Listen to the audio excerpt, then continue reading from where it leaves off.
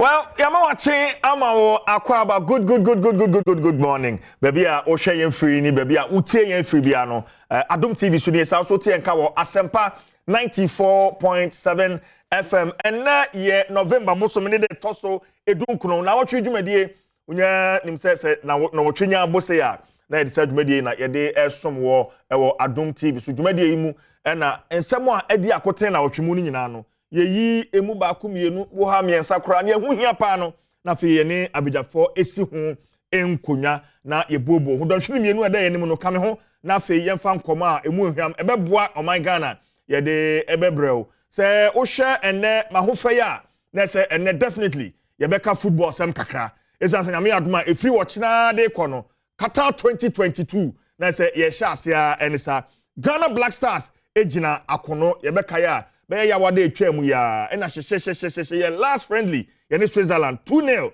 na ehye ho a ama moral no ekosoro pa in fact support no akosoro ene ye betwetwe nkomo na afei ya hwe nyame adoma ya wada ebe 24th ye ne Portugal ye wie Portugal pe na ye ne ye fo te say team a metwe ka say mini wo pa Uruguay wo so wo group nim ye ne wo ebehia anape na me ka che me producer wala nyo say for me say ye nim say be ya de but yantumi team bia no yan win match bia no yetimi ehye Uruguay me be fie kura I'll be fine I'll be okay because of nada no omde ye nti ye Uruguay na fe ye South Korea na say ye group games no inshallah ye be ye Black Stars no ye be ye nti ye be football ho komo kakra George Adu Jr.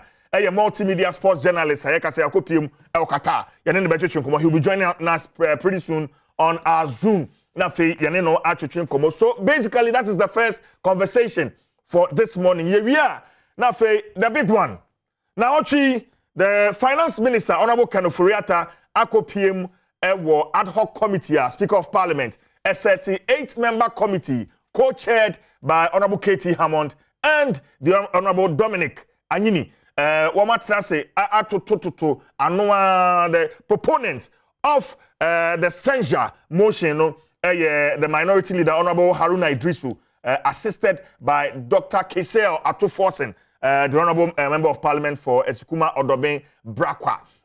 Wamo akankrata bomu 7 grounds. Yebeje benafe yakum se finance minister no adwuma no enso ani ntie beya onfo na adwuma nto ho na fe yempa nipa foforo na omra meso oman sikasem ntotoye no emu etoto to ano enra and the finance minister based on documents and grounds from the buy any no ono betina committee nanimu a ode ono so the side of story response menka sa ode ebetu dwa but yaka say the committee no de adwuma ni na ba na wie ya wo mo twen na from a report na fe de akoma speaker and pay ye beje bre na fe ya hwe count no ya hwe enra response bia finance minister Ede Ebetuja. So you may want to stay with us. Now for joining in live on Facebook, Adom TV live on Facebook, and Asempa 94.7 FM, and also on Facebook for a comment in the fatuho. Now afe yenjebre yenkenkan and farm interesting revelations. And the response in we'll be playing some of the tapes near the Nafia Beja for Hanomi, Yaje, Wamo so Wamo adventure. Ma menda ma beja for no Eddie and Sana Metram. Akwajen Kratu ya ba yeba na fia dunkomo no hyehyɛ so Ernest Adade is a member of the NPP communications team Ernest ewa Sanso and Bernard Techi Odro is also a member of the NDC communication team Sanso and Anape. I'm happy to have the chief crusader himself Emmanuel Wilson on also so joining ewo dwumadi so abejafo mwakwaba bibi abokɔ de nyame ase ma mentwam homra yeba yɛde nkɔmɔ no hyehyɛ so yɛma akyerɛ mwakwaba